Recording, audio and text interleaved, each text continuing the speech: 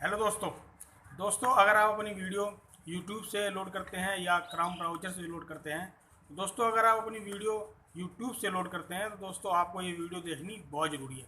क्योंकि दोस्तों अक्सर हम गलती ये करते हैं कि आपने ट्राई भी करा होगा, देखा भी होगा, जब हम YouTube से अगर अपलोड करते हैं और YT स्टूडियो में जब हम जाते हैं वहाँ पर अगर हम अपने टैग लगाते हैं तो टैग हमारे जो है कुछ लोड हो जाते हैं और कुछ सेव नहीं होते हैं।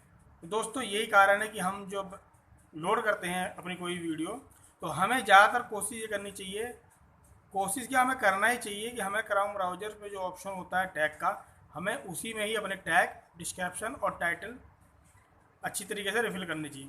क्योंकि दोस्तों क्या होता है, आपने देखा भी होगा जब YT स्टूडियो में ज़्यादातर लोग अपना टैग और डिस्क्रिप्शन वगैरह सब कुछ लोड करते हैं। डिस्क्रिप्शन और आपका टाइटल तो उसके अंदर सेव हो जाता है, थंबनेल सेव हो जाता है, लेकिन जो टैग होता है वो उसके अंदर कुछ कुछ सेव हो जाते हैं और कुछ सेव नहीं होते, वो लेता ही नहीं है।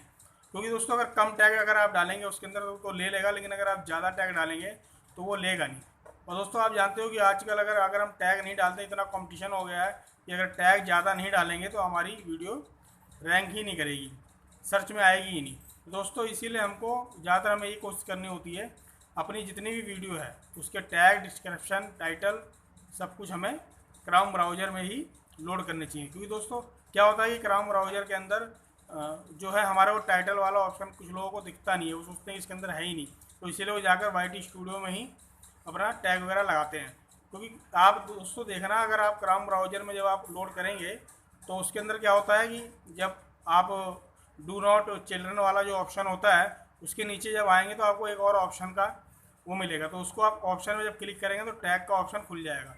तो उसके अंदर आप दोस्तों आप कितने भी आप जो है टैग लगा सकते हैं। तो दोस्तों इसी तरीके से अपनी वीडियो अपलोड करनी चाहिए। ज़्यादातर हमें यही कोशिश करनी है कि अपनी वीडियो के टैग, डिस्क्रिप्शन और टाइटल जो भी है वो हमें क्रोम ब्राउज़र में ही लोड करनी चाहिए। उससे दोस्तों क्या होता है कि हमारे जो टैग हैं वो पूरी तरीके से सेव हो जाते हैं, एक भी डिलीट नहीं होते हैं।